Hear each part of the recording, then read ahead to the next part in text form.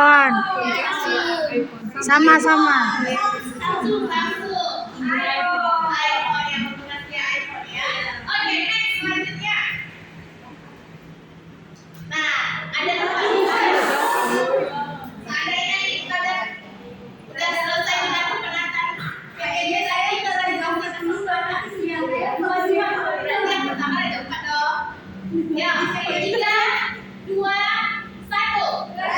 Benar iPhone.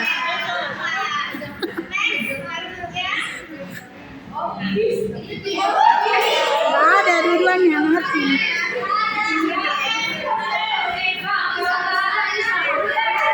Kalau nggak ada.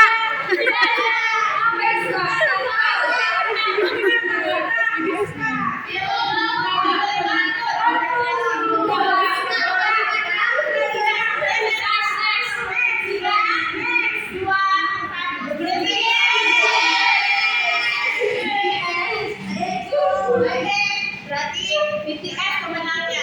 Oke.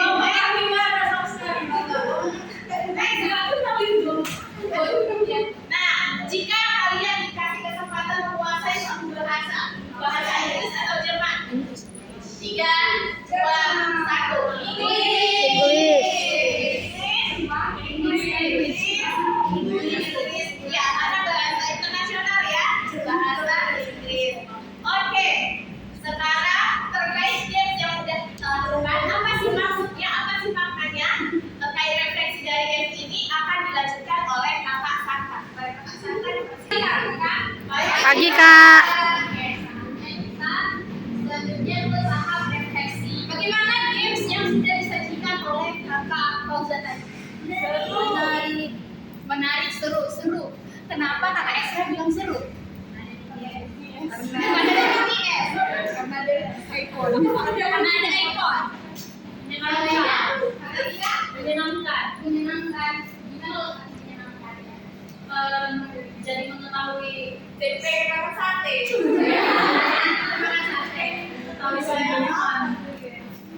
Nah, pada tahap aktivitas kalian tadi bermain, kakak sudah diperkenalkan bahwasannya di dunia ini banyak ragam manusia. Jadi kakak sudah mengidentifikasi ragam-ragam wajah dari asal negaranya. Nah, sekarang saya bertanya, apa tujuannya kalian mengenal karakteristik wajah seseorang berdasarkan asal negaranya? Gantiannya jangan kayak salah. Bapak Mata kawan. pertanyaannya juga, apa manfaatnya kakak belajar tadi mengidentifikasi karakteristik wajah seseorang berdasarkan asal negaranya? Dengan mengetahui karakteristik seseorang, jadi kita berusaha untuk bagaimana menghargai, menghormati perbedaan semua sehingga tidak terjadi sesuatu hal yang berbeda. Oh, jadi maksud kakak ini bahwasanya mengenal orang lain itu adalah salah satu dari keharusan keberagaman. Kalau menurut kak tidak, mengapa kita harus mengenal karakteristik orang lain, mengenal wajah seorang dari asal negaranya? Saya ketika misalnya bertemu di luar, gitu ya, kita tidak menertawakan ketika mereka berbeda dengan kita, tapi memahami bahwa ternyata perbedaan itu tidak benar sekali. Pada games pertama, kakak sudah diperkenalkan dengan keragaman manusia. Kakak sudah melihat bahwa dari beberapa negara karakteristik wajah ciri-ciri seseorang itu berbeda-beda.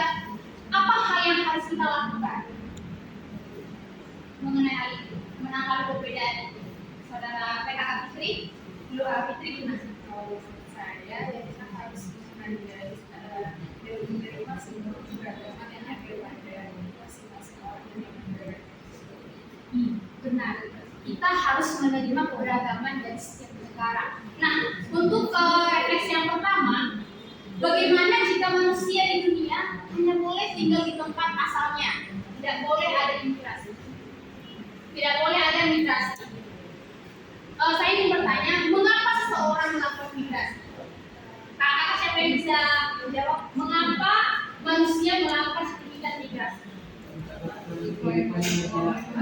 Kata Kak Heri, supaya mendapatkan kehidupan yang layak. Mungkin karena di tempatnya kan sumber daya sudah tidak memadai, makanya dia perlu melakukan migrasi mendapatkan kebutuhan. Ada kakak yang lain ingin menanggapi? Kakak kita? Mengapa seorang melakukan kegiatan imigrasi? Karena adanya sifat sosial kan. Ya pasti nama negara lain di Indonesia pasti ada sesuatu yang dia perlukan di negara Indonesia begitu juga sebaliknya. Terima kasih kakak kita, besar sekali. Nah, jika manusia di dunia hanya boleh tinggal di tempat asalnya, maka jawabannya kalau dia hanya dia di tempat asalnya, maka bagaimana kehidupannya? Monoton. Kata Aisyah monoton, benar, tidak akan berkembang. Seseorang melakukan perpindahan tempat, tentunya seperti kata Pak Heri itu untuk mendapat kehidupan yang layak. Nah, baiklah selanjutnya yang kedua, apa yang disebut dengan penduduk asli? Ini kalau bahasa Indonesia-nya kalau penduduk asli disebut bumi. Ini kata asli dan pribumi. Apa itu definisi pribumi? Kasih dan aja. Orang yang lahir langsung dari tempatnya di situ apa? Ya, yang lahir langsung di tempat itu. Iya, benar. Ada lagi? Kak Dinda? Menurut kakak, manusia pribumi itu yang bagaimana? Ya sama seperti asli dan pribumi berarti warga asli atau masyarakat asli dari suatu negara atau dari suatu tempat yang ada. Adalah berarti penduduk asli dan pribumi itu adalah manusia yang tinggal dan lahir dibesarkan di tanah kelahirannya. Tidak menjadi pendatang bagi suatu negara. Iya, benar sekali. Selanjutnya, jika nanti kakak-kakak memiliki wewenang dan kebijakan, hal apa yang akan kalian lakukan supaya manusia bisa hidup berdampingan dan damai? Kepada Kak Samaria, jika kakak nanti mempunyai wewenang kebijakan, hal apa yang akan kakak lakukan supaya membina kehidupan manusia yang hidup damai hidup berdampingan dengan damai? Jika saya diberi kebijakan suatu kedudukan yang ingin saya ubah terlebih dahulu adalah mindset. Mindset itu dalam artian kita berikan dulu pembelajaran, karena mendidik pembelajaran dalam pendidikan itu tentu untuk membangun mindset dan dua karakter di tempat itu. Terima kasih Kak Samaria. Udah. Baiklah, ini tadi kalau seseorang diberikan kewewenangan, kata tadi ya, dia akan diberi pembelajaran. Seperti kata pepatah tadi, kalau kita ingin menuai perdamaian, maka kita harus menanam benih perdamaian. Nah, benih perdamaian ini kita tanam lewat pendidikan. Baiklah, sekian refleksi dari saya kembalikan kepada Pak Pandu. Tentang konsepnya itu kita satu kesatuan yang berbeda. Nah, jadi maksudnya di sini apa sih? Maksudnya bahwasanya manusia yang tinggal di bumi ini merupakan suatu kesatuan yang berbeda, dan jika pun di tes DNA tidak ada yang namanya merupakan bangsa asli atau suku asli atau bahasa atau bangsa tersendiri yang asli yang menetap di suatu wilayah. Jadi tidak ada ras yang 100% murni. Jadi kita hidup di dunia ini merupakan ras campuran dari manusia satu ke manusia yang lainnya. Kemudian di bumi ini merupakan terdapat keragaman manusia, bangsa maupun bahasa. Nah, di bumi ini terdiri atas manusia yang sangat banyak, seperti memiliki 7,7 miliar manusia gitu. Sangat banyak. Kemudian bangsa terdiri atas 6.500 ratusan bahasa dan variasi benua. Kemudian agama terdiri atas 4.200 agama dan kepercayaan. Bahasa yang terbanyak yang kita gunakan di bumi ini apa ya? Bahasa apa coba? Inggris. Bahasa Inggris. Kenapa? Mesti bahasa Inggris. Karena pemakaian bahasa Inggris atau Inggris Amerika merupakan bahasa pemersatu gitu, atau bangsa Amerika merupakan bangsa yang ekonominya sangat kuat, sehingga kita juga akan mengikuti bahasa mereka seperti itu. Baru kemudian bahasa apa lagi? Bahasa Mandarin. Mandarin. Mandarin. Karena mungkin populasinya sangat banyak gitu ya. Tertinggi kedua setelah Amerika Serikat. Kemudian ketiga,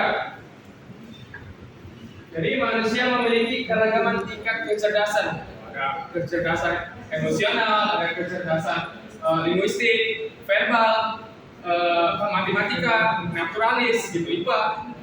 Nah, jadi adanya keragaman tersebut sehingga memunculkan konsep saling berkebutuhan. Ada yang cerdas musik gitu kan, sehingga kita butuh juga untuk mendengarkan musik dari orang yang ahli di bidang musik, seperti itu. Kemudian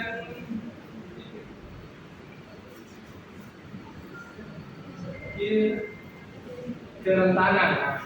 Jadi semakin banyak perbedaan, ya semakin banyak juga timbul konflik gitu kan, antara ras, agama, suku, bangsa. Jadi seperti itu. Maupun dari kulit hitam dan kulit putih. Dan contohnya yang banyak beredar belakangan ini di Amerika Serikat. Jadi ya kita hindari dari kegiatan diskriminasi dari ras kulit putih maupun kulit hitam. Nah, dan ini juga salah satu contohnya yaitu salah satu ekstremis yang ada di Myanmar. Peristiwa Rohingya ya. Jadi kunci sukses abad ke-21 yang pertama yaitu penyelesaian masalah inovatif, menyelidiki masalah dunia nyata dan menemukan cara yang unik untuk menyelamatkan. Dan kemudian eksplorasi investigatif, mengembangkan keterampilan penelitian dan menggunakan teknologi untuk menemukan solusi, pemikir kritis, komunikatif kreatif, membaca yang baik, serta pembelajar yang pandai. Juga mengikuti 4C tadi ya, komunikatif, kreatif.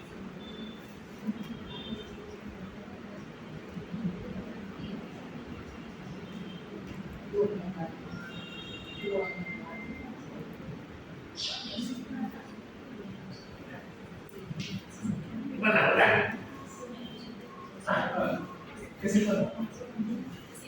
Silakan. Jadi simpulkan. Nanti kita berikan nanti.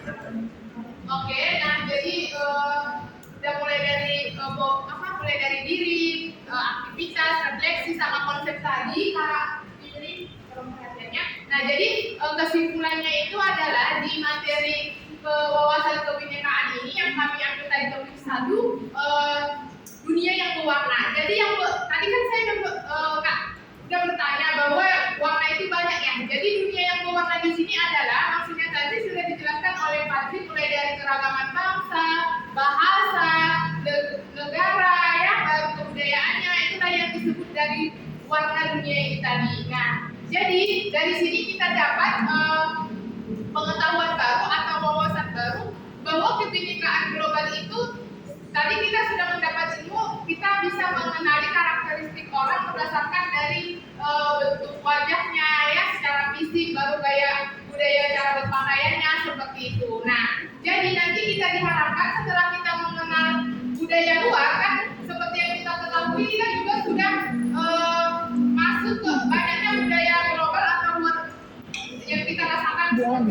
partisipasinya. Jadi harapannya nanti kita tetap menjaga keberadaan dari ciri khas budaya Indonesia.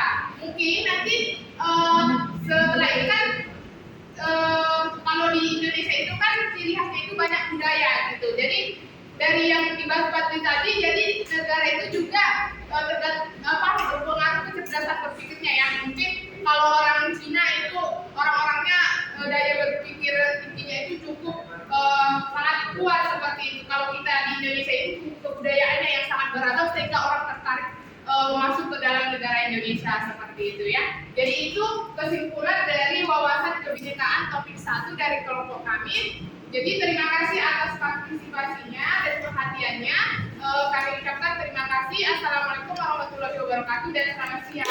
Terima kasih.